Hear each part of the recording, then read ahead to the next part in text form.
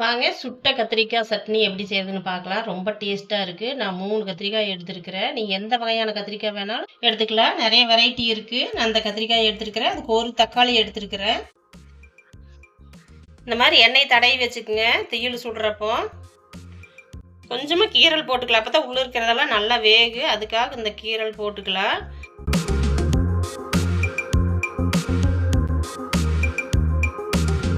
கத்திரிக்காய் சுடுறக்க ஆரம்பிக்கலாம்.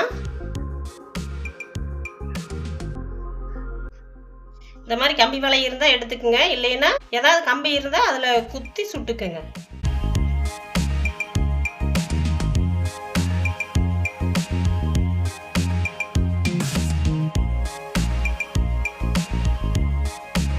மீடியமாகவே வச்சுக்கோங்க. மீடியமாக வச்சுட்டு திருப்பி விட்டுக்கலாம்.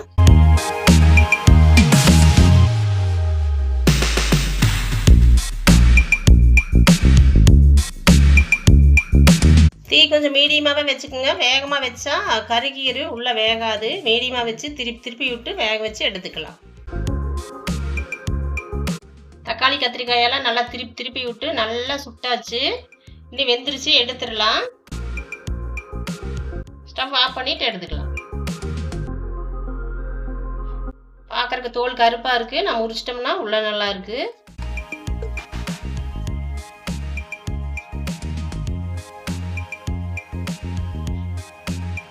சூடாக இருக்குது. ஆறிட்டு அப்புறமா தோல் நீக்கிட்டு தாளிச்சிக்கலாம். புளி ஒரு அரை நெல்லிக்காய் சைஸ் எடுத்துக்கலாம். கொஞ்சம் புளிப்பு சுவை சேர்றப்ப டேஸ்ட்டாக இருக்குது. ஏன்னா கத்திரிக்காய்க்குன்னா புளிப்புத்தை டேஸ்ட் கொடுக்கக்கூடியது. ஒரு அரை நெல்லிக்காய் அளவு சேர்த்துக்கலாம். நல்லா சுடு தண்ணியில் போட்டு ஆஃப் பண்ணிடலாம்.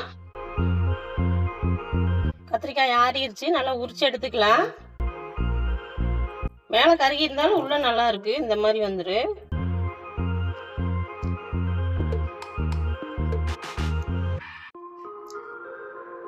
தோலெல்லாம் உரிச்சிட்டு இந்த மாதிரி சொத்தை இருக்குதான்னு உள்ள பார்த்துக்குங்க. அதில் சொத்தை இல்லை. சப்போஸ் சொத்தை இருக்குதான்னு பார்த்துக்குங்க.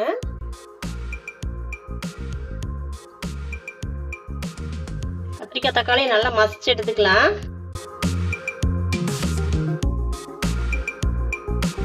தாளிக்கிறக்க ஆரம்பிக்கலாம். எண்ணெய் காஞ்சிருச்சு. கடுகு சேர்த்துக்கலாம். கடலைப்பருப்பு சேர்த்துக்கலாம். கடுகு பொரிஞ்சிருச்சு. வரமிளகாய் சேர்த்துக்கலாம். கொஞ்சமாக துருகி வச்சு இஞ்சி, பூண்டு ஒரு 4-5 பல் பூண்டு, அதோட கருவேப்பிலை 2 கொத்து சேர்த்துக்கலாம். சின்ன வெங்காயம் பொடியாக நறுக்குனது சேர்த்துக்கலாம்.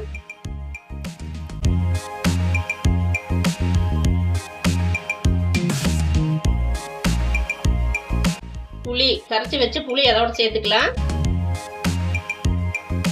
தேவையான அளவு உப்பு சேர்த்துக்கலாம். பெருங்காயத்தூள் ஒரு 2 சிட்டிகை சேர்த்துக்கங்க.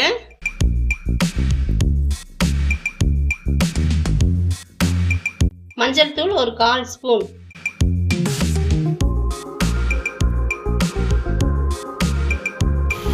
ஜீரக மிளகுத்தூள் 1/2 ஸ்பூன்.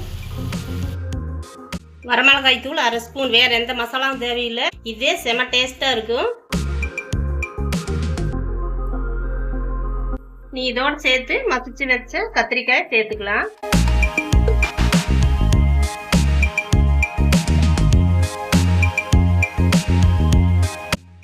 தண்ணி ஒரு 50 மில்லி சேர்த்துக்கலாம்.